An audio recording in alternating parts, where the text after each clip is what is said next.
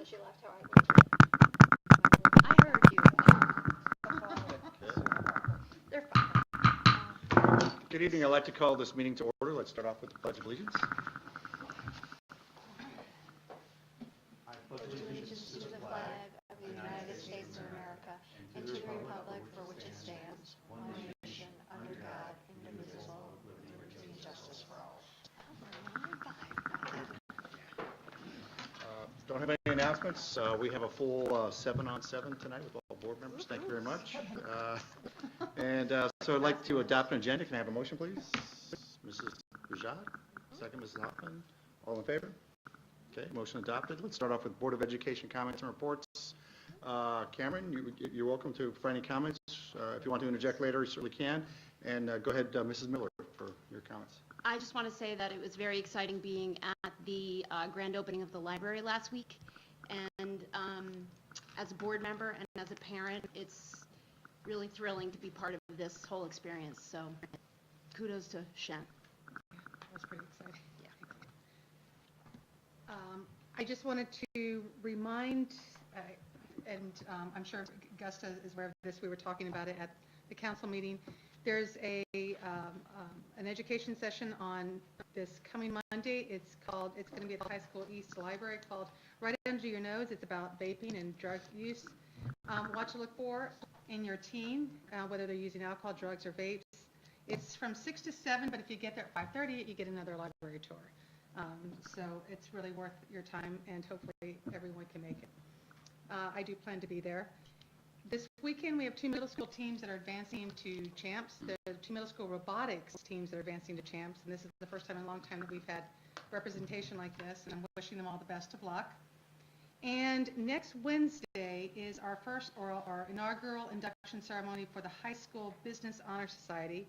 That's Wednesday, February 13th, 7 p.m. in the High School East Auditorium. And kudos or congratulations to Mrs. Barra and the High School Business Department for supporting and getting this program going. And actually, that's all I'll say. That's my comments for now. Thank you.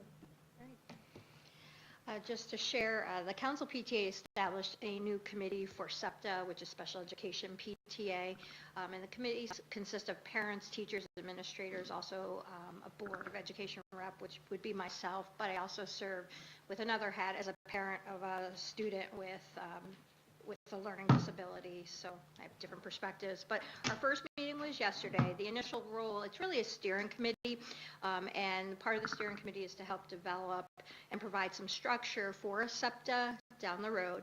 But first we'll be developing a mission statement, some goals and objectives, meeting norms, so when we get to the point of having additional meetings.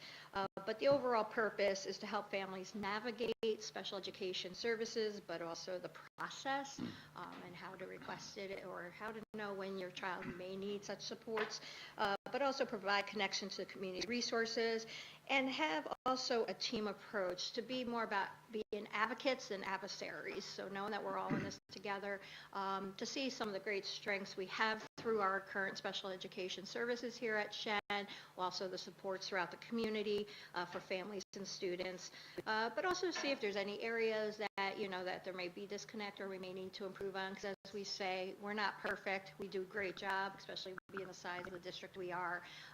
So we're not perfect, but we always will strive for, as we say, excellence. So very excited to be serving on this committee and looking forward to moving that forward, sharing progress as we go along.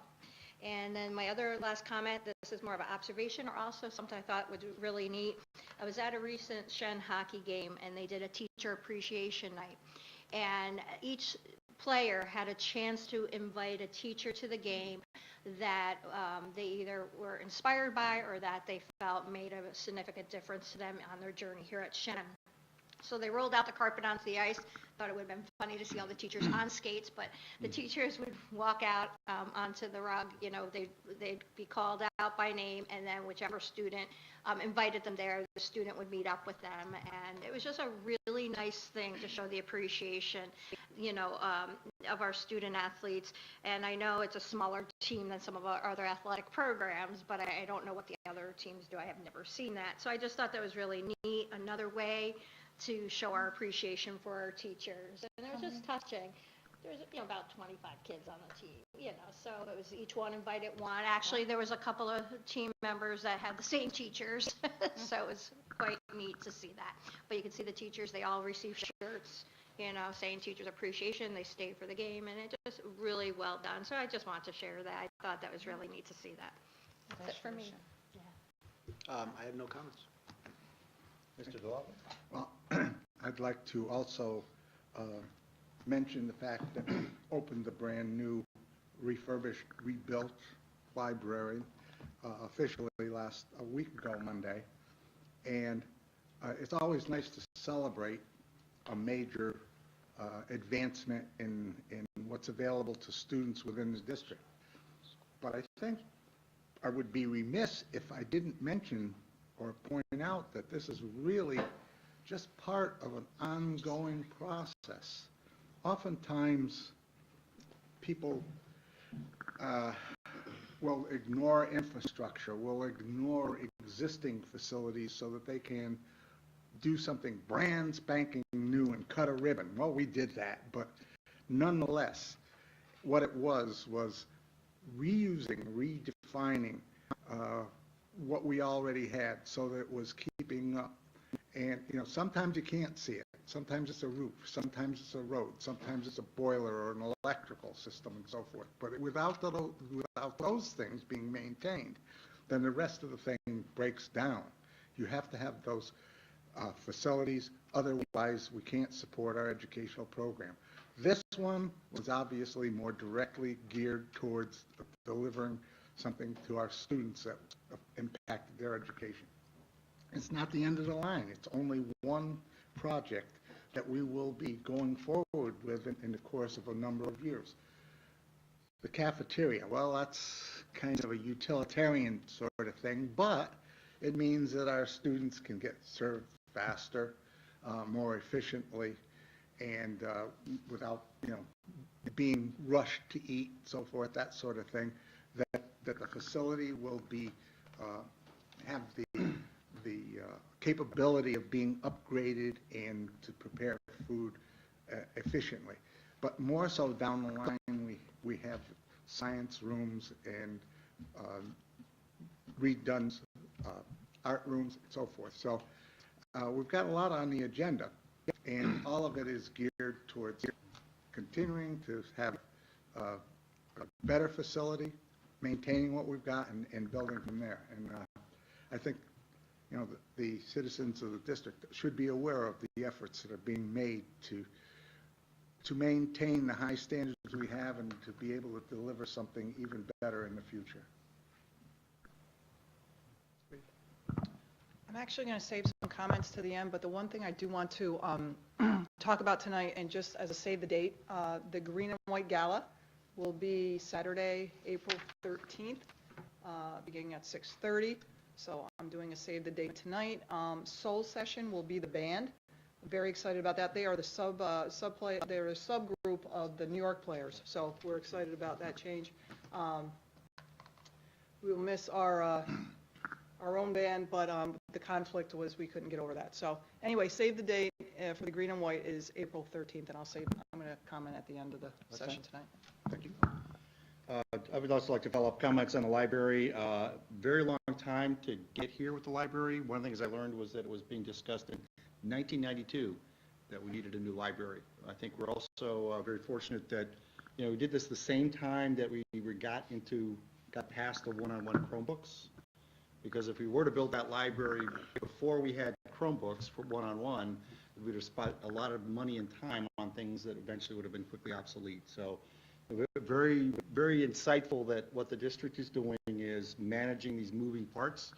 And that's my transition of what's going to happen next few meetings, because we're going to go deep into the budget session. And you'll see that there's a lot of moving parts back and forth. You read in the paper today a very large amount of money probably not coming through the state. So that's something that seems to be creating a lot of headwind that would slow down what people would want to accomplish with education, at least in the public side and what you read in the paper. What's also in the paper is something that I think we also need to keep our eye on, another moving part for capital budgets, and that is how we get these projects approved through state ed. There is something we've discussed where potentially we could pay for that, but My sense on it is we have to be very judicious and let the system do what it's supposed to do. But at the same time, we also have to look after our interests. What we learned this last summer, we had a lot of things going on with the roof and the library, and probably had so many things that we couldn't keep up. And I think we may want to be thinking about how do we pace ourselves so that we're not taking on too much and maybe spread loading the work throughout the summer. But I think there's definitely both an art and the science of what we do. The art here is to maintain a great educational environment where students are nurtured and feel good about how they are progressing and growing. But there's also science. How do you manage these moving parts, both in the two budgets, our annual budget and the capital budget? So hopefully we'll bring that forward in conversations, and I look forward to doing that. Last thing on the library, we're already using it as a showpiece. Sensational on the 23rd of March. Will not only be it used to be in High School West, now it's going to be in High School East because it's a bigger venue, but also we now have a library that can have certain events that are generally maybe 20 or 30 people, but they would easily fit in the library, wouldn't be as intimidating as the big auditorium in High School West. So a lot of thinking has gone into how do we make use of that great space so everybody gains from it. So thank you very much. That's all for me. We'll now turn over to public comments, and I'll read from the standard language here. Any students here? Okay. This is an opportunity for the public to for the public to address the Board of Education. Are there any residents in attendance? If so, please complete the comment form. The board will not address specific comments, but ask for your name and address in the event follow-up is necessary. We remind residents that the public comment portion is only one item of an long agenda. Therefore, we ask each speaker to be as succinct as possible and their remarks be limited to 2 to 3 minutes. We also expect the residents to speak in a respectful and courteous manner so as to properly model civility and decorum for our students. We will not allow disparaging, inflammatory, or accusatory comments about any school, personnel, or students during public comments. Residents may also contact the board by email at bo@chena.org. All questions come to the Office of Public Information and are shared with the board and/or superintendent as appropriate. Policy questions and concerns are typically addressed by the board president. Operational questions and concerns typically addressed by the superintendent and her designee. Thank you. Go ahead, please. All right, so good evening all. Happy New Year. Happy Lunar New Year, sorry. So a lot of things to talk about today. Senate's second coffee talk for this school year was held January 18th, if I remember correctly.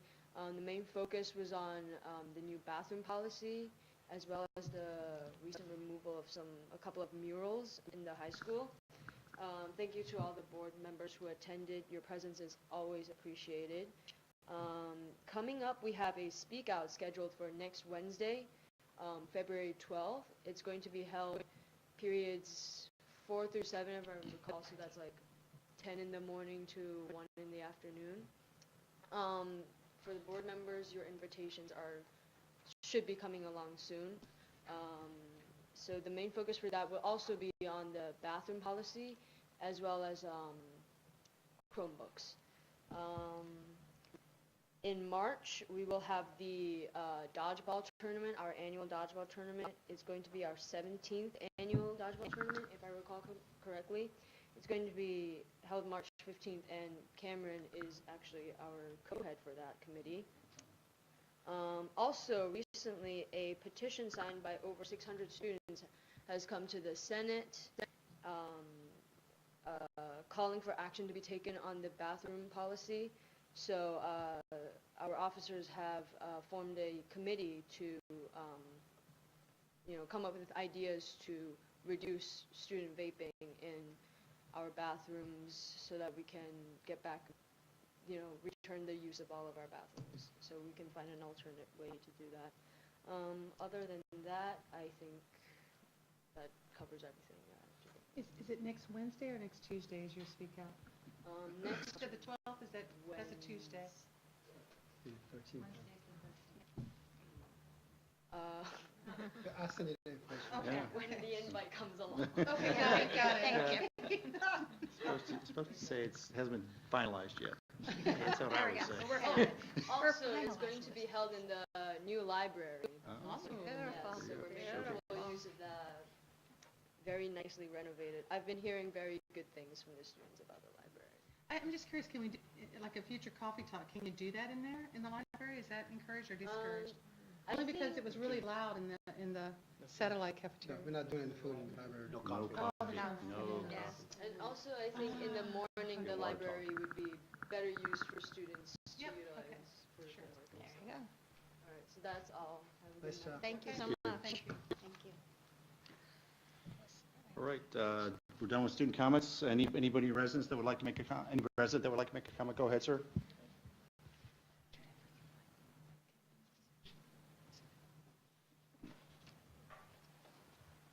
I appreciate your time. I will be brief. I saw your agenda. Just want to say, about 5 years ago, I was in front of this board, a lot of new faces, and the question I brought up, the rhetorical question I brought up, is why Shenendehowa had decided at the time to have no enrollments at Tech Valley High School. At the time, my son desperately wanted to go there. So I was in front of the board, and I raised the rhetorical question, because it's the BOCES program, how do you determine your placements within one BOCES program versus another? I understood at the time you had a budget limit of around 78 spots, and that's fine. You know, I get that. I'm coming around now because my youngest son really wants to go to Tech Valley, and posed the question to the superintendent and your staff. He said, how many slots are you buying for next year? I was kind of hoping the answer would be, it depends on enrollment, it depends. Unfortunately, the answer I got was 1. Okay, thank you for the answer, appreciate it. My rhetorical question still stands, right? Why is 1 the right answer? Is 2 the right answer? Is none the right answer?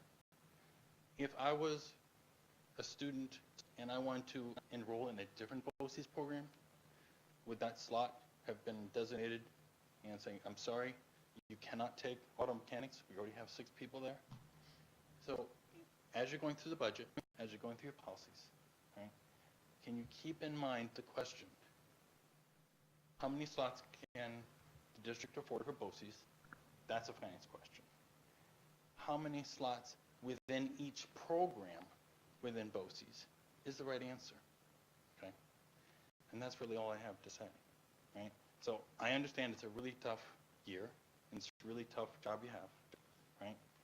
If you can keep that in the back of your mind, I would really appreciate that. Thank you. And I have a form, so I Sure. can drop off. Thank you very much. Thank you. Okay, thank you for your comments. Do you have any other residents? If not, let's turn it over to Dr. Robinson's report. Actually, I'll pass on comments and ask Mrs. Bestwieser, who else is here for Future Cities? Bunch of kids come back. The Future Cities crew to come forward. It's always a great opportunity to have students showcase some of their talents. So we'll have the Future City presentations, and then we'll continue with the other information items.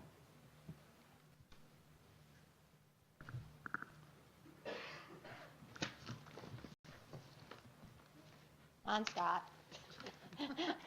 My name is Diane Betzwieser. I have been doing this since 2002 before the board, and this is called Future City. This year, our problem was to make a resilient city, a city that if there was a tornado or a hurricane or something else, how would the electricity get back on in a quick manner?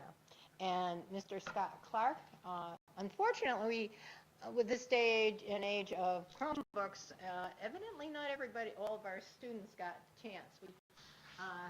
We also have a lot of students that are swimming tonight with competitive sports, so a little conflict. Always, schedules are always a little challenging. Yeah. My name is Mr. Clark, and I am the teacher advisor for this program with the Future Cities.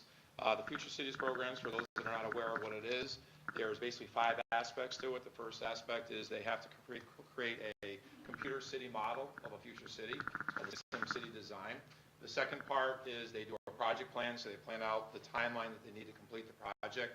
They also have to do research on a particular problem to solve. And this particular year's project was about a natural disaster and a way to maintain the infrastructure of the city as well as the energy needs of the city after a natural disaster occurred. The second part is this year, we went down a presentation where the students have to make a model of their city. So this is the model that we want to create it. And then we had to present before a panel of engineers, and they had a question and answer session about the model and as well as what the kids learned in the process of the engineering. Our particular city this year was Shenendehowa, and we have Max Cesny and Allison Cesny to represent the Guana team. I think they did a great job. And once again, with NSGS and getting into the idea of hands-on science, next generation science. Programs like these are great ways for us to express those kinds of ideas and get kids engaged in science and technology. So I'd like, if you would just describe in general, fairly quickly, but describe, fairly quickly. But, as far as the city and what you enjoyed about the project and what you learned as far as the actual doing the project itself. Or you can even describe the major layout of the city of South Allison. Max, you want to come over to the mic? It's right there. This is Max and this is Allison. You can speak louder. Okay, so with our city, we had a moving part, which was a floodgate, and it moves back and forth. So basically, when a tsunami hits, there's buoys out in the oceans, and it's supposed to detect when a tsunami comes, and then the weight of the tsunami comes and picks up the berm to the tidal gate to make it so it slows down and causes the tsunami to activate earlier. So it causes the wave to peak outside in the ocean instead of on the shoreline. It reduces the damage and the height of the wave.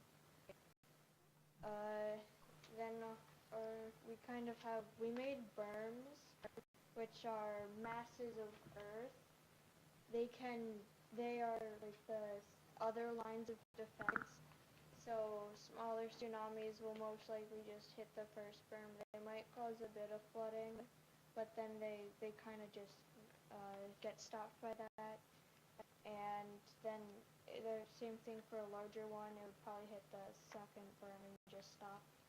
And we put our energy on a raised platform so that in an event of even a major tsunami, the energy supply will not get hit.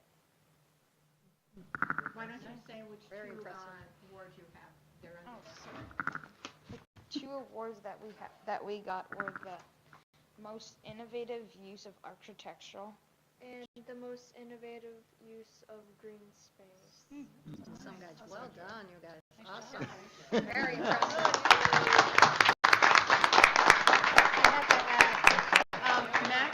Max and Allison are actually competing this weekend too. They're on one of those teams that they're competing in Poughkeepsie. Awesome, you guys. Nice job. Well done. Wow, look at that. That's so cool.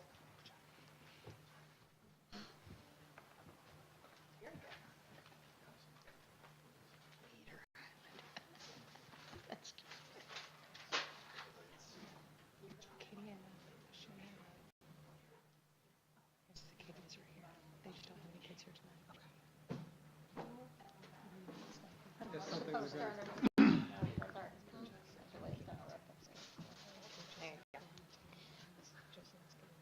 The real city is supposed to be more mobile than the model.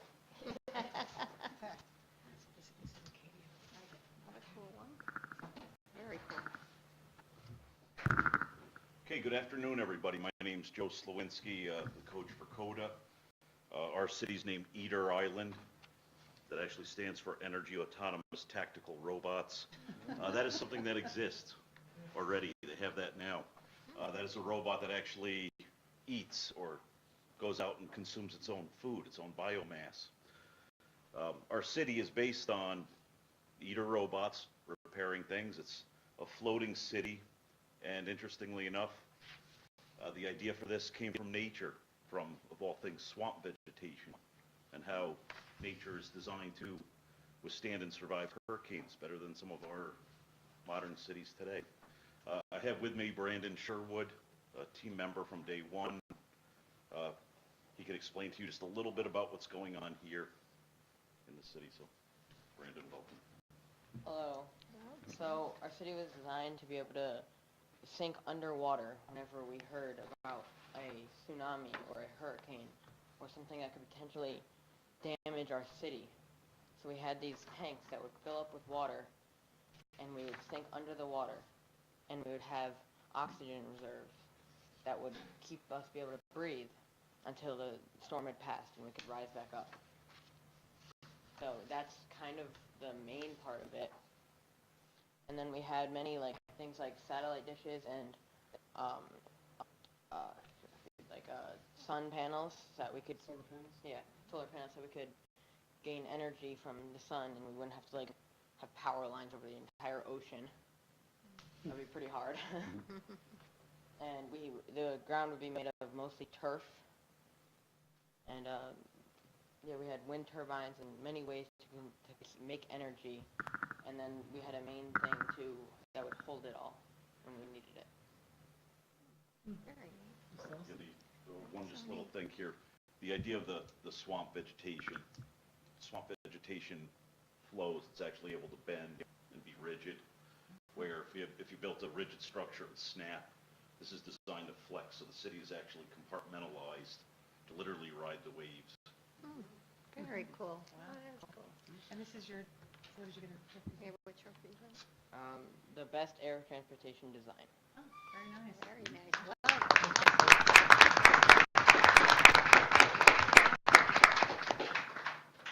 How many kids are typically on a team? Can be Usually, up to 15. We had, 15? Katie had 9 to 11, depending on the day. And Joe, how many do you have? this year we had 8. I've had all the way from 3 to 20 before. How much time goes into, from concept to building this, would you say? I know. Four to I don't know 5 if you months. tracked it, yeah, if you Yeah. tracked it, yeah. The building is usually a week and a half, but Yeah. Wow. the ideas and the concepts are. The concepts is the fiercely research, debated. yeah.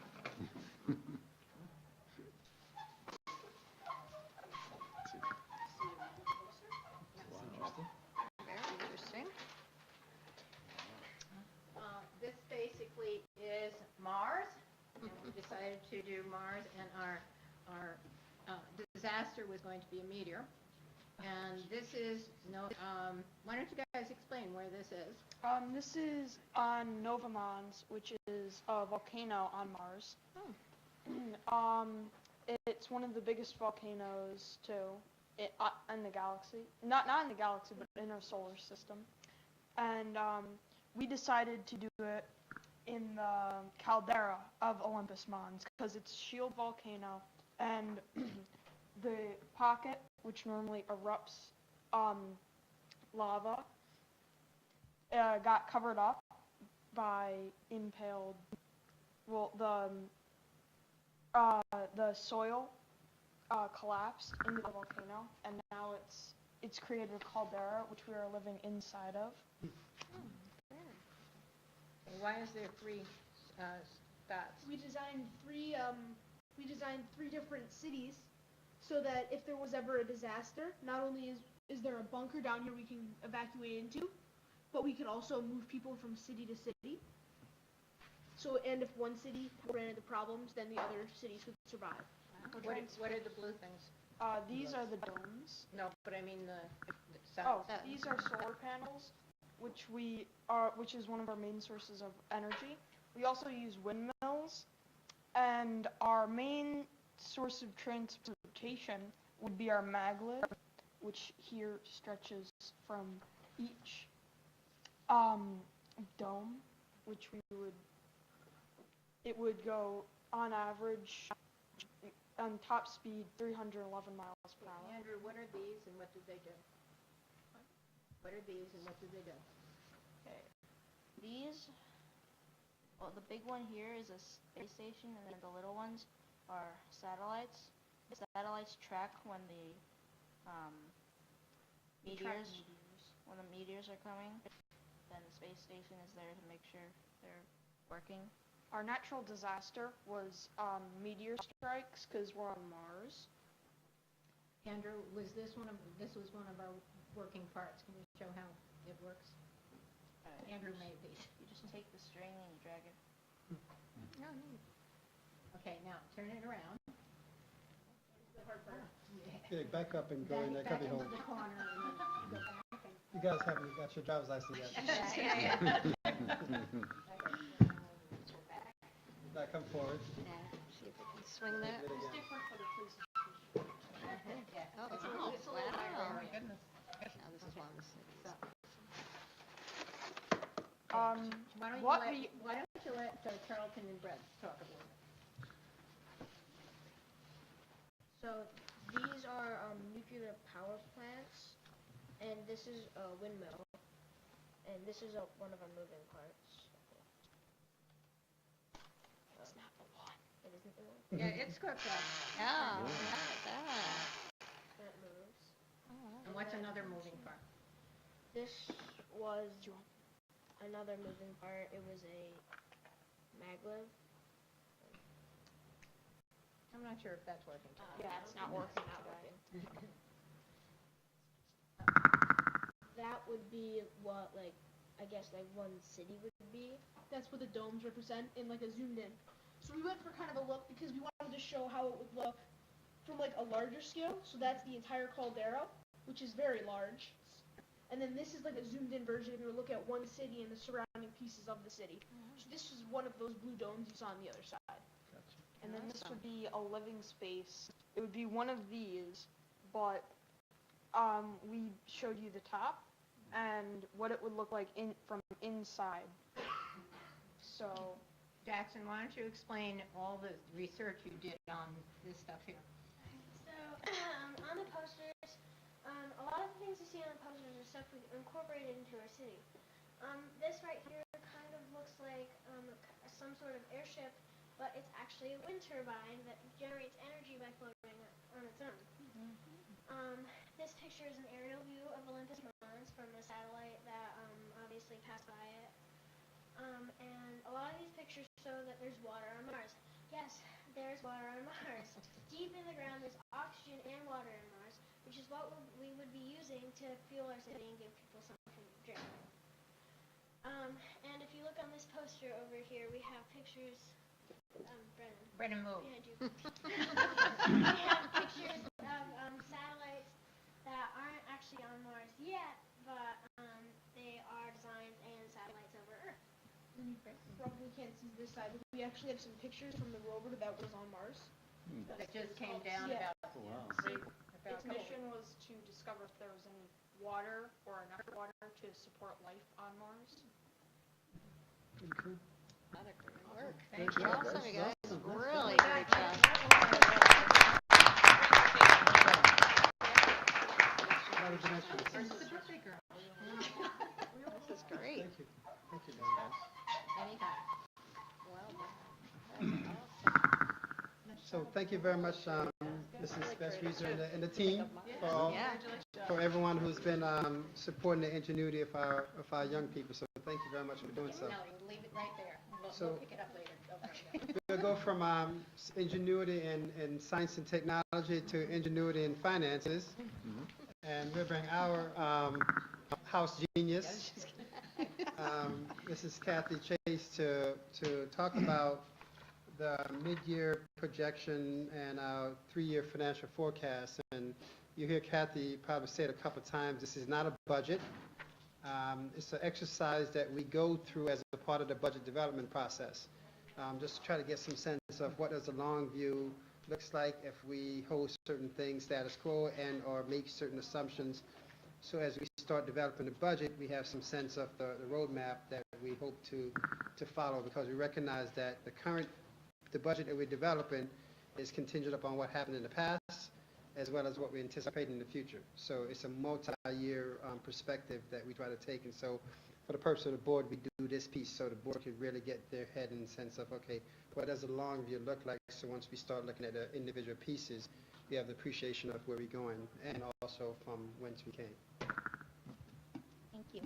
So the starting point for our budget really is projecting where we're going to be at the end of this year as far as expenditures, and then taking a look at how we project going forward. So I took the adopted budget, current carryover encumbrances and budget adjustments to get the adjusted budget, and then projected the expenses based on what we've already expended, what we think we're going to expend going forward. Some of it is, just an educated guess. Sometimes it's an uneducated guess. But it's our best thinking at this point in time. So the first page highlights one of the biggest categories, which is salaries, of course. And we talk about this every year, but we do find that we provide some savings for the district by not purposely delaying in hiring folks when they leave, but when we have vacancies, we do incur some savings as a result of that. We had, I think, roughly 15 retirements at the end of last year. So not only did we replace those, but we hired new FTEs. So there's a lot of shifting going on. In fact, we had 46 new FTEs on the instructional side of the house. Administrative salaries, not so much. We're right on par there.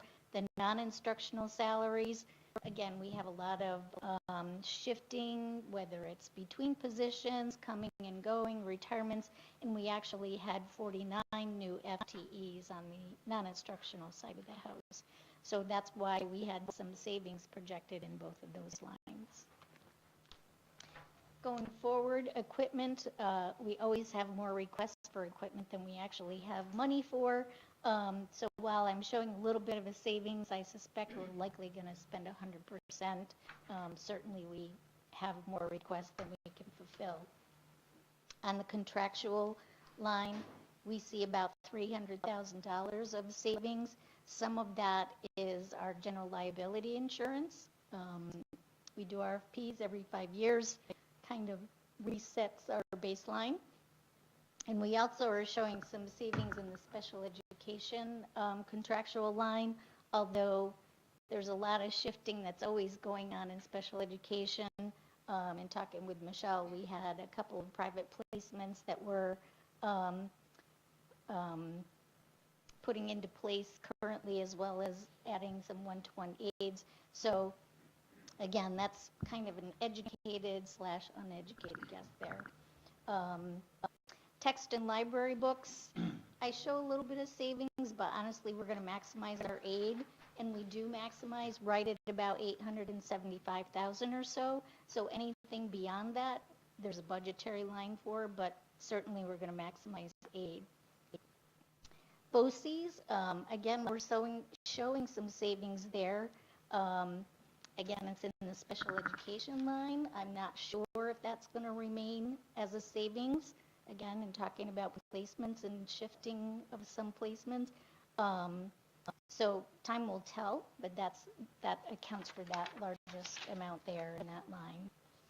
Supplies, while I show $184,000 in savings, there's no one real contributing factor there. It's really across the board, a little bit of savings across the board in multiple lines, although transportation, I think, probably showed the highest amount of savings there between fuel and repair parts. They really have got to have things down to a science there almost. They do a great job there. Benefits, we're showing about a $2 million savings. Roughly half of that is health insurance. This last year we put into place last January. We joined the BOCES consortium, and they use Keenan Associates, I think is the name of their company. They are very involved in developing the RFPs, doing the audits of the carriers and providers, and holding them accountable to the contract language. In addition to some really deep discounts there. So we really saw some good savings this year. In fact, our health insurance rates stayed pretty stable with very little, if not even a small negative, or a small decrease, I should say. It's right about par, though. Unfortunately, we have increased participation, so it's not like the cost is ever going to go down, but we do expect it to be pretty stable, which is amazing in this day and age. The other half of that savings really is a result of the salaries, so Social Security and retirement costs that are based on salaries show some savings as a result there. Transfers to other funds, that includes our debt service, our special education portion for summer school, and some capital project work, that $700,000 amount that we set aside for multiple unexpected projects. We'll fully expend all of those monies. And in the end, projecting about 97.4% expenditure rate on the budget, or about $4 million in savings. Any questions so far? So the 700,000, that's mentioned later on. I was confused by that. You just... So in the transfers to other funds, we have a special aid fund, which is about 400,000, 700,000 to the capital fund, which funds what we call mini projects, and then the debt service, which is 10,000,005, I want to say 10,000,007. It's just embedded here. Yes, it's Okay, all got it. embedded in that, in those lines. Just want to emphasize a point to the board. We always, this time of the year, mid-year point, try to get a feel of what the year end is going to look like. And so being around that 97% expenditure part is a good place to be, because we'll probably end up somewhere over 98% of the budget expended. So when you think about that, you budget for a whole year in advance, and you expend about 98% of it. That's pretty tight when you really think about the sequence of it. And so sometimes the dollar amounts sound hefty to folks, but when you really think about what's actually happening, that's the reason why we do this exercise too, so we start thinking about what are the things that we have to really pay attention to for the rest of the year, as well as what opportunities we have.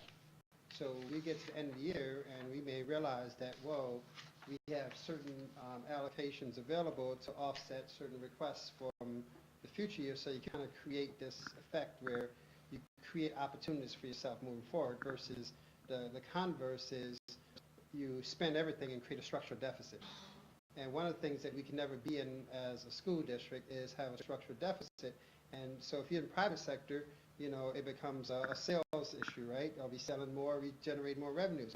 We don't generate revenues other than taxes in schools, and we try to minimize that as much as we can. The other piece that we try to do when we look at this too is kind of like how we try to control our destiny, so that, as Mr. Preston mentioned, and Kathy's going to talk about revenues here in a second, so as the state starts talking about $2.3 billion deficit, we're not sitting here thinking, oh my God, we're going to have to make massive cuts. Who knows? We may have to make something, but at this point, we have some sense of, okay, there's some things that we can control from one budget cycle to the next budget cycle to stabilize program offerings. And so I'm sharing that with you as a perspective. So when we look at the forecast, we're looking at that to say, do we have any potential flexibility to do certain things and not overcommit to expenditures, not knowing what those other factors out there that may impact us. And so how do we really try to control our destiny as much as possible? But this just to give the board a flavor from the expenditure side. We try to shoot at that 97% mark and then kind of use that then as leveraging opportunities for the rest of the year as we plan to open the next school year. Mr. Lau. I'm trying to remember, over the course of time, I'm thinking that the percentage of our anticipated budget, or the proposed budget that was passed, has gotten tighter and tighter. And that we anticipated that because of the tax cap and other things. So we're basically perhaps gone from 94, 95, 96% to 97, to about 98%. But nonetheless, we've sort of stabilized it at 98%. So, the worst case scenario was that we were going to be in trouble somewhere down the road, but we've gotten to the point where we're pretty stable and secure. So, and you'll see this, you'll see the exact point Mr. DeLallo is making when we do just a quick look at the 3-year forecast, because we kind of look at it as, yeah, anything could be worse, but based upon the conditions, you're saying that, okay, if we do nothing else, if we, as I often say, if we just fall asleep at the wheel, the car will go on autopilot and bring us home. It may not bring us home as fast as we want to get home, but it'll bring us home safely. So we kind of look at that to say, okay, for the board, anything beyond anyone who's doing any strategic plan, and they say, we're going to do a 10-year plan, that's garbage. Anything beyond 2 or 3 years become unrealistic. It'll just become a pipe dream that someone's trying to sell. So we try to look at that 2 to 3 year window and say, okay, what adjustments, if we have to make any significant adjustments before we get to that critical point, at least you can see it coming. We saw this, 6 or 7 years ago, but one year the state just came in, mid-year corrections, and just killed everyone with state aid. But luckily, because we saw like our worst case scenario, we were able to make some adjustments when many places were making massive reductions. We were actually pretty normal in terms of our budget projections and also the stabilization of our capacity. And that's, so this whole exercise, I call it a mental exercise because it is a lot of thinking through it, is so we could have some degree of comfort in terms of what does the immediate future and the midterm future actually look like for us as a system. So again, kind of keep that perspective as we go through it. Okay. Moving on to the revenue side, generally speaking, I would say most everything is pretty stable. As far as our expected projections, we did see an additional $500,000 in state aid, and that was mostly due to BOCES, but we did show some additional aid in the building aid and transportation aid based on what we budgeted. Before Kathy goes up the side, just want to remind people, we get about 70% of our revenues from property taxes. So that's the reason why we have to be very thoughtful about this process. So we kind of have that very flatline approach to property taxes as we move forward, especially now with the compounding factor, or at least the potential compounding factor of the tax cap. I say potential because we just ran some preliminary numbers today, and the tax cap calculation will be relatively favorable for us this year. But that's also part of the problem with it, is that trying to get some consistency from year to year and trying to predict it. And so, you know, I'm not necessarily a proponent of the permanent tax cap, but I'm a proponent of trying to have some consistent measures, at least be able to predict that, okay, this is how we can calculate our revenues on a regular basis so we can plan forward. So we are very cognizant of that, because probably 70% of our revenues come from the taxes that we levy. Moving on, other items, we did see a reduction. That was mostly due to our BOCES refund of prior year's expenses. Typically, we get close to 100,000 or so. This year, I think we were around 6,000 maybe. So way under what we projected. We also had some less than favorable estimates based on selling of the house that the students build. We thought we had a buyer last year, we didn't, and then right now we still don't have a buyer yet for this year. Not giving up hope, but right now I'm looking at worst case. 2 buildings to sell, or just I think one? we have two We now. have 2 to sell. Oh. I think we do. So what do we do? I with could them? be wrong about that, Okay. but I only saw one, so we you know eventually do, there. yeah. We eventually do. Okay. So we ended up 100% on the revenue side, a little bit over, in fact, but in good shape there. We certainly projected conservatively there. And then rolling that forward into what we think our fund balance is going to look like. We started with our unreserved unappropriated from last June 30th of 2018, which was $6.8 million. We took our year-end estimates of the mid-year that we just looked at, 100% revenues, 97.4% expenditures, which resulted in excess revenues over expenditures of about $4.9 million. And then adding that to our fund balance gives us 11.7 to work with. This is where we look at funding our reserves, if that's appropriate. Typically, we tend to refund our retirement liability reserve of $750,000. We look at our tax certiorari liabilities each year. We've been, without adding, we've been staying right in that pocket of where we think we're going to be. Who knows what we're going to get this year? Kathy, let me just comment on, so the board often here, that we have an attorney, Dave Rowley from, I was going to say Dave Rowley and Associates, but it's not his name.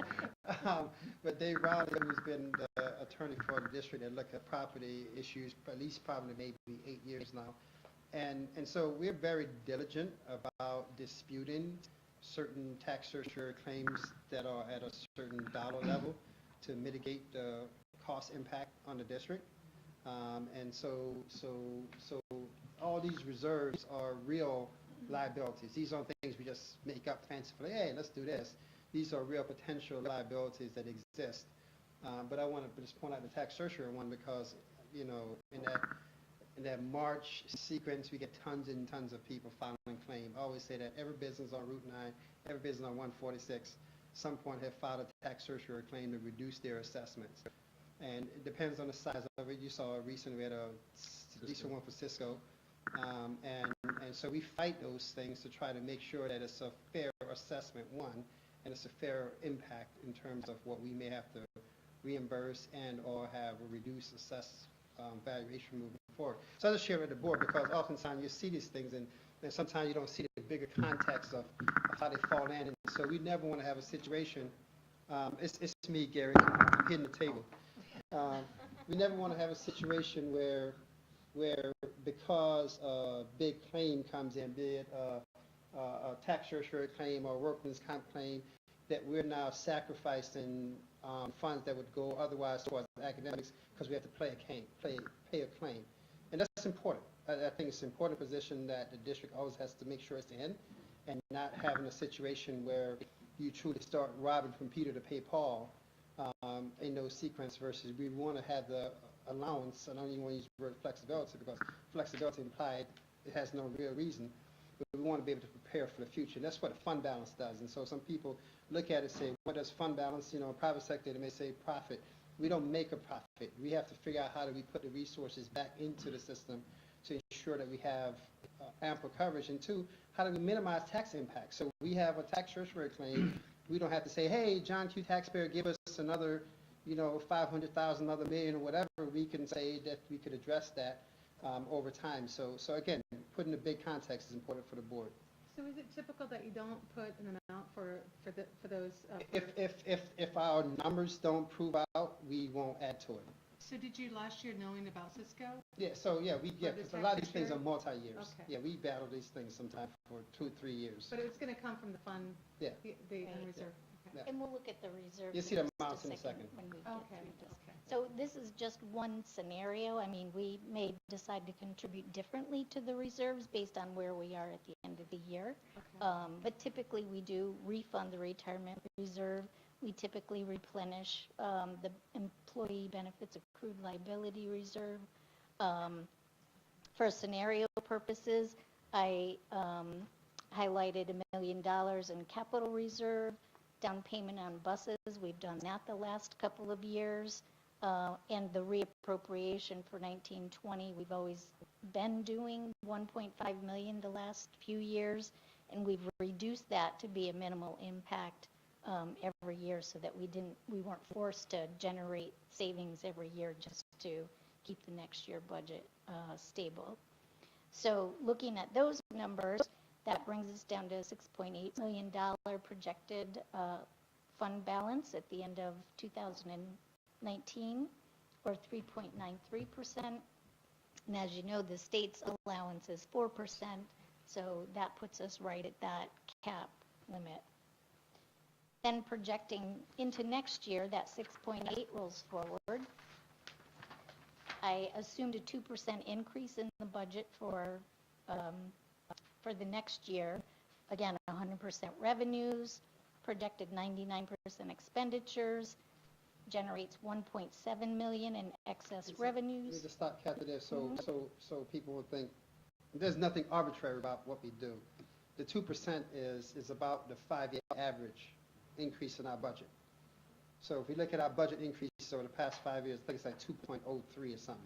So that's why we make that assumption to say, okay, if we stay on the same trend, what does that look like from a budget perspective? So it's not just we just like to, we just look at those trend data, say if we have done this for 5 years, more than likely the next 2 we're probably going to be in that ballpark as well.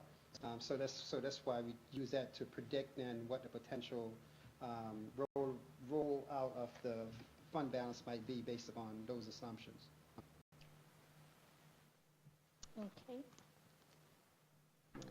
So based on that, that gives us 8.6 million to work with. Again, rolling forward, we know we're going to have a reappropriation of 1.5, and using 250,000 towards one of the reserves, maybe the capital reserve, gives us a 3.87% fund balance, again, below the 4%, but, you know, just to give a context of what numbers we'd be looking at for the end of next year. Just to show you, again, I'm like the color commentator here. It's the boring Super Bowl game, and Kathy is Romo, and I'm the other guy. Maybe I'm Romo, she's the other guy, who knows? I can't remember the other guy's name. It's such an awful game. Anyway, just a size commentary. Just want to show the board reason why we do this mental exercise too. So looking at this fund balance, I kind of went back up at the end of this year. It's pretty decent picture in terms of, we say it's probably going to be in that ballpark. And so we say, okay, if we're here now and we make these assumptions, rolling, what does the next year look like though? So we need to look at that, because if we make certain decisions this year without understanding implication of the year, when I say this year, I'm already in 1920, by the way. If we make decisions in 1920 without thinking about that, we may have some miscues that we run into what Mr. Delalo pointed at, that fault, that the edge of the cliff, so to speak. So we look at this and say, okay, before we start looking at all these reserves, do we start committing to reserves, or do we remain a certain fund balance? And if we keep that fund balance, what's the capacity? So in this scenario, we have some flexibility to contribute to some potential reserves at the end of this fiscal year. If you look at the next scenario, you don't have as many capacity to contribute. And so we look at that and start saying, okay, then let's make sure we make good decisions here, because we may not have the same flexibility in the next year. And so we want to make sure whatever decision we make here leverage the influence for the following year. So for instance, if we're looking out, here we sit in 2019, and I'm not pronouncing anything, Glenn, but if we say, hey, you know what, we want to plan a capital project in 2021. Okay, and we want a capital project for $30 million. And we know, Glenn is going to write all this, so he's going to promote it. And we know that the local cost impact is $5 million or $6 million after state aid, or whatever the number is. And so if we know this in 2021, we're not going to wait till 2021 to figure out how we pay for it. We're going to start looking at it right now, saying, okay, at the end of the year, in fact, Kath and I kind of had this conversation a little bit, at the end of the year, we need to start thinking about what's our balance in our capital reserve. And so we may not only put $1 million. We may say, you know what, we may not want to do a down payment of buses this year, because we can do different borrowing situation and pay off the buses more so than having extra $6 million available for the capital reserve. So when we go out for this referendum in 2021, we can say to the taxpayers it's going to have minimal impact on taxpayers because we planned for it. So I'm sharing it. So that's the thinking behind all these things. Always trying to think, how do we then plan forward back to, again, I think Mr. Delalo mentioned that we never want to be in a situation that we get into this deferred maintenance cycle of not keeping our buildings up, and then we go out to the community and say, hey, we need a $200 million referendum, and people go nuts, thinking, what have you been doing, versus we have been doing all these mini projects, $15, $20 million over time, and keeping our facilities modernized. And so that's the kind of thinking when we start looking at some of these reserves, and then looking at what's the implication for the next year out, so we can then try to figure out how we plan forward at all times. So that's why I want to show you the contrast, particularly this scenario shows that if, next cycle out, we may not have the same capacity, but we'll still be able to have a fund balance right around 3%, because that's a whole different meaning. The reserves provide some capacity, but the fund balance is that, if the state aid goes wacky, how do we offset some of those things, or mitigate it, at least for that temporary period of time, and again, not having huge spikes in our budgets. We've tried to avoid that period, having huge spikes in the budget, make it very predictable. People are almost planning right now. You're probably going to spend 1.5 more than you did last year, but we know our taxes has actually reduced in some instances over the last several years because of other factors. But again, just kind of painting the picture for the board to see how all these things come into play as we think about other things down the road. Thank you. So thanks. And then this slide just kind of outlines, kind of in picture form, what the different reserves would look like. As you recall, we talked about the workers' comp and tax certiorari reserve. Depends on where our liabilities end up at the end of the year. Retirement contribution reserve, we appropriate, so essentially use it. Do we replenish? Do we replenish all of it or not all of it? Same thing with the employee benefit reserve. And then the capital reserve, while it shows 4.2, we've actually contributed 5.7 million to that reserve so far, but 1.5 of it has been appropriated for capital projects, the 22 million that we're working on now. So, but our balance with that $1 million contribution would be 5.2 million. Kathy, is this the GASB 45? GASB 45? Yeah, I think it's GASB 45. One of them that says that we have to have certain appropriation. We'll never have what the accounting standards say we have, because you can never save that much money. Basically saying that if we were to close our doors right now, what's all the potential liability we have for all the employees in the district? Well, first of all, well, I can't say Yeah, never, that was but supposed to go into effect this year, it has been in effect for a while. Well, as far as, There's a because new one. Yeah, but they changed the financial statements. Yeah, but this can never be reinforced Yeah. because it's not it's not a possibility for most private sector or public sector organization to have that type of money to pay off any potential liabilities. You can't. So I just wanted to point it out to the board. I'm going to pick up the space a little bit. Okay. So looking at the 3-year forecast, again, only a forecast, not a budget. We started with our mid-year projection, and basically, you know, we have like standard formulas that are based on either trending or average percentages that we've seen over the years. So salaries and wages, I applied those percentages based on what our contractual settlements have been, either actual or projected. And you can see over the 3-year period, increase about $10 million. Same thing for fringe benefits. Health insurance this year, I happen to know 2019, our rates stayed pretty stable, so we know at least half of 2019 is going to be, you know, stable rates. Don't know what the other half is going to be, so I used a smaller percentage increase for 1920 than I did in the outer years. But again, about a $10 million increase in fringe benefits in the next 3 years. I noticed that TRS went down. Well, What was driving that? for next year, it's supposed to be. Yeah, and then it jumps. Let's not even talk about that. Oh, okay. The market effect will catch up eventually. Yes.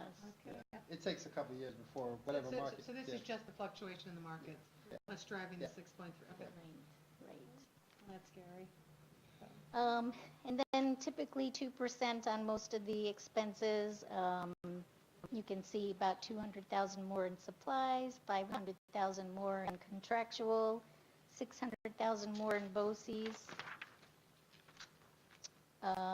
Textbooks and library, software, hardware, we're always going to maximize that aid, so whatever the number of students that drives that number, we'll certainly address. Utilities, I consider about a 5% increase. Again, that's hit or miss depending on what the market is. And then transfer to other funds, we kind of talked about the special aid fund and the capital fund for those mini projects. And then debt service is the one that's coming down. This is based on our long-term debt schedule. In fact, if you pulled out the budget book from last year, you would see that these are the amounts that we're projecting for budgeting purposes over the next few years. We will certainly update that, working with our fiscal advisor folks. But, you know, we are expecting to see a decrease there, which is always... This is one of those huge things that we monitor, and if certain people were not on the board at that time, but we presented a plan that went to 2030 for capital construction.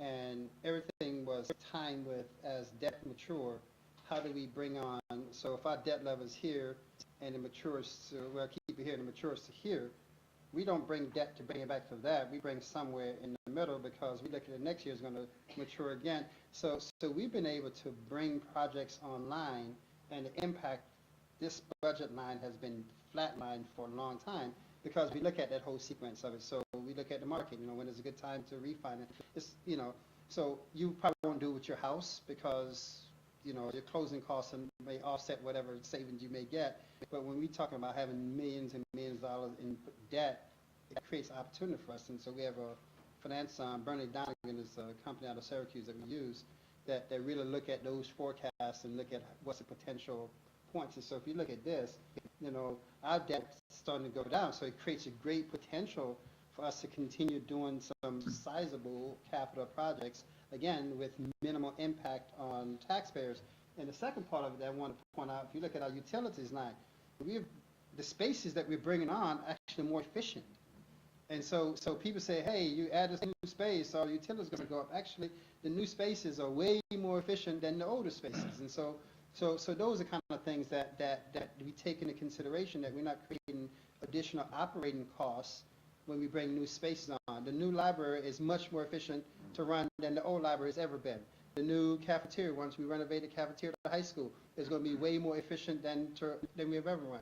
So those kind of things that we have to be thoughtful of as we bring in new projects into the sequence. Again, providing context to the board, in particular to the public, because sometimes people hear this and don't realize that there's actually a plan that goes into place to make sure that we have, again, minimal impact. Flat line is the goal. Anything below that is bonus. We want to have a flat line impact on what we try to do from year to year. Okay. So then, kind of wrapping up, as you can see, forecast for 1920 right now is 1.32% increase, but it jumps to 4.5 and 4.17. Again, if we do nothing and just sort of, So let we do things this. We flow. look at this and we'll massage that down to half that over time. I just want to ask, you showed as far as rands and bands, 0 all the way across the board. Obviously, some payroll is paid in the summertime. We don't collect taxes until August, September. We don't get state aid until September, October, or whatever. But we're in sufficiently healthy condition so that the available funds do not necessitate us borrowing any money to make payroll and so forth. Wow, that's great. So this is just a flavor. Mrs. Carmen come forward, but as she come forward, if there are any questions from the board, we can You address. had a comment, if the state aid goes wacky. So that means, like, years ago, we had the GEA, gap elimination adjustment. Are we at that level of wacky, or is it more half in between? But no, so we hope not. The gap elimination reduction in 2009 was devastating to school districts across the state. I mean, here at Shen, we midstream $9 million of state aid just out of the $28 million that we get.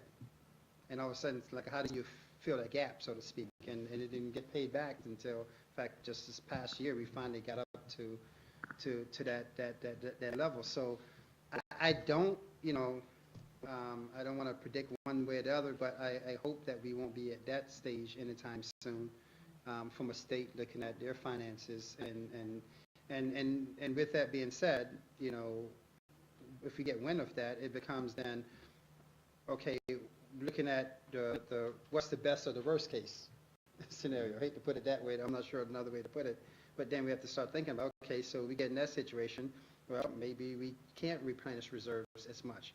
But how do we try to stop or avoid a situation where we're devastating programs? We've had this conversation at this table. We know that if we cut something out, it's probably not going to get back in because there are many other things waiting to be added to the list. And so we never want to be in a situation where we're devastating programs, and that's the reason why we often say we don't want to invest in something in any given year that we don't have a clear plan to sustain it for the foreseeable future. So that's where we kind of look at those kind of things, Bob. So that's the state process is always a moving part for us, for everyone. I say us, I mean schools in general. But how do we try to mitigate that is always our goal. So, thank you, Becky. Good evening. So tonight we're presenting the 2019-20 school calendar for first review. And you will see it's 185 instructional days that are on there. And a few things to note, I'm sure which everybody is very interested in knowing are the days off, the holidays. Let's go right to April. He just skipped it. Yeah. But one of the things that, we need to be cognizant of is the fact of how the holidays fall. And then, bringing students in for a day doesn't make sense. So how it falls this year is So there's some 2 weeks. reason why initially we had you probably saw we had approval, then we took it off the agenda. You probably were like, what happened? There's some bugs that we have to work out in terms of when we start looking at some of the parent-teacher days and things of that nature, and some of the end of the year days in June, making sure that we're maximizing those days and not having half days or curricular days when it's not the right timing of those kind of things. So it won't change this the 100, they won't change the total. It won't change spring break. So for all those people who want to say, hey, I can plan my spring vacation for 2020, it won't change that. That'll be just that green area here, that's the spring break. Anything that's green is break. It won't change February break. February break will be the 17th. My man is writing it down and sending his parents a note right now. 2 weeks for It won't holiday change. break. It won't change the holiday break where because This is getting personal. because the timing of New Year is kind of one of those things. Do we come back for 2 days where we know that one of those days is going to be a joke and the second day is going to be a bigger joke, and so we know those things won't change, but some minor little things within it may change, but the overall shell of the calendar won't change. But we won't make it official until we work out some of those other details, because when we put stuff out there, we want to make sure when we say it's final, and not final, but. I was wondering if you would share your explanation to me. When I first saw this, I looked at the color code and I said, wow, that's 10% of the schedule for standardized testing. We're supposed to be cutting down on. So, Mr. Delalo's like looking here. Yeah, It's a combination of computer-based testing, which we'll have more computer-based testing this year than last, and then some days for paper. So it's a window. Okay. So it's that window that we have to be able to do those tests in 2 different types of testing within those windows. So it's not like we're going to be testing every one of those days, just gives us that window. I figured other people would have the same question if they were paying attention, so. And then, point. so last year, we had the problem with the spring break with the different It's school districts, supposed so to we're be- all good it's though. supposed to We're be all good coordinated. then, no. We hope it's Okay, it's all coordinated. coordinated. That was my question. Yeah, we're all coordinated. And we still have the Wednesday before that. Yeah, Pi Day. So hopefully for the next business meeting, we'll have the final version to have approved, and so, Cameron won't be the only information source to all his friends. So this is the kind of most final draft version of the calendar. Thank you. Thank you. Thanks. So then we're going into first reading. We have, no problem. So there's 8 policies going for first reading tonight from January's policy review meeting. Most of them you'll see, well, actually all of them are financial in nature. And a lot of them have actually been updated more recently. So these were relatively easy for review, I should say. Are there any questions regarding any of those? No, looks good. Good, thank you. Thanks, Becky. Okay, let's move to consent items. Can I have a motion on the treasurer's report? Mrs. Hoffman first. Anybody second? Ms. Stevens second. Any questions on this, comments? If not, all in favor? Okay. Minutes, I think I have to take these separate. Was there any abstentions on the first one? Okay. Can I have a motion on the first minutes? Mrs. Stevens, second Mrs. Rajat. All in favor? January 22nd minutes. Motion, Mrs. Miller. Any seconds? Second, Mrs. Rajat. And any comments? One abstention? Okay. Mr. Gilbert is abstaining, and all in favor? Okay. Let's go to action items, business items. We have let's combine the bid for custodial supplies and disposal of non-public textbooks. Can I have a motion on both combined? Mr. Gilbert first. Mr. DeLallo second. Any comments or questions? All in favor? Okay, go to donations, high school PTSA for $654. Can I get a motion on this one? Mrs. Rajat, second, Mrs. Hoffman. Comments, questions? With gratitude? With gratitude, but I thought it was interesting that they were buying the cords. Was this requested? Sometimes they coordinate with the PTSA. I don't know. Power cord, okay. Okay. I can follow up with Dan Clausen. Any, all in favor? Okay, accept the donation. Number 4, revision of 2018-2019 annual appointments. Motion, Mr. Gilbert, second. Mrs. Rajat, any comments, questions? All in favor?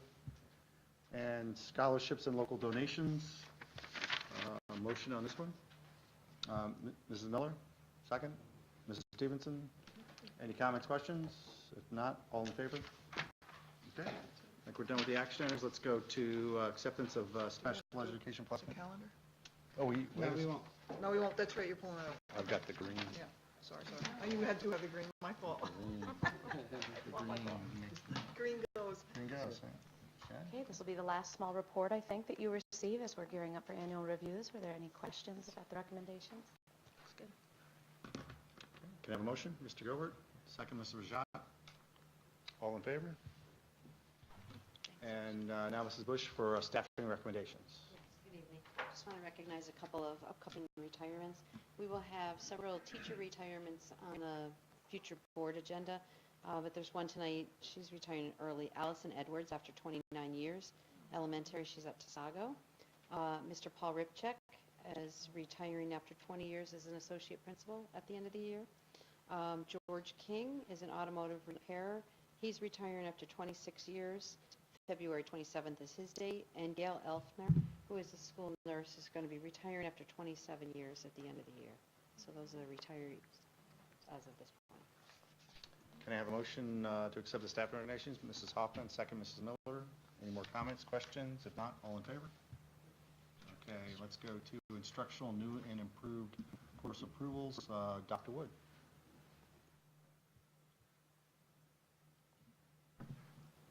Just making the recommendation that the board consider acceptance of the new courses that were, and adjustments to the progressions that were provided at our last meeting. Did anybody inside the school community speak up on these, or from what we talked about last meeting, what was presented? Any comment or feedback? Okay. There was only one question at the PTA thing, the PTA council meeting, there was concern about the change to the language progressions, whether that would require additional staffing. No. No. Okay. Okay. Can I have a motion on this one? Mrs. Rajat, second, Mrs. Hoffman. All in favor? Okay, let's go to second reading of policies and procedures.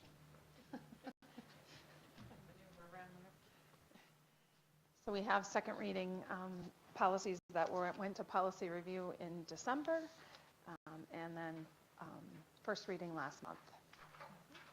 Any questions? No, good to go. Can I have a motion on this one? Mrs. Hoffman, second, Mrs. Miller. Any comments, questions? If not, all in favor? Okay, we're done with the action items. We can now turn to public comments. Is there anybody, member of the public, that would like to make final comments at the end of the meeting? If not, I think, Mrs. Stevenson, you mentioned you may want to do? You know, I just want to, I don't want to take much time, but, I was reflecting over this past week, and as much as we talk about volunteerism, I've come up against a few different venues where within the school community, we're still having that conversation about volunteerism. And, right here on our school board, people look to us as leaders, community leaders, and I had the one question from, well, you volunteer for everything. When we look at you, we see a PTA, we see, and my answer back was, please step up. It's okay, please step up. And, every one of us around this table, we do it, and it's always for the kids. And I always say, my answer at the end of the day, it's for the kids. Do it for the community, and we do it for the kids. It's been my standing since 2008. And, we continue to have this, who else can help? Who else wants to stand? It's always the same. It's always the same. And I just wanted to let everybody know that everybody that sits around this table brings brings different strengths to the table, and it's encouraging to see that, because I know I could reach out to anybody around this table. If I wanted to know about NISBA, I'd go to Gary. I want to know about mental health, I'm probably going to call Augusta. I want to know finances or STEM, I'm going to Naomi. Substance, for community outreach, it's Christina. Spectrum TV, I'm calling Todd. But, I just, and one of our own board members said, I want to contribute, but I don't know how. And you know what? I just want to let you know we all contribute every day. So I just wanted to say that tonight as a bit of a reflection over the last week. So. Thank you. Thanks, Deanna. I do think of something that I wanted to add. I do appreciate you saying that. It is so true. Thank you. But the program at the library was canceled, and I just got an email this afternoon saying that how to talk about race with children. That was canceled because of Because snow. of weather, It was rescheduled to March 19th at 6 p.m. That's a Wednesday. Okay. Good job. Any other comments? Cameron, go Yeah, ahead. I would like to say the new library has been a big hit for students. Every time I've walked in there, the place is packed. And it's great to see that students on their free time want to spend time in the library. Awesome. Okay. That's great. Great to hear. Thanks, Cameron. Thank you, bud. All right, policy review, we have a policy meeting tomorrow morning.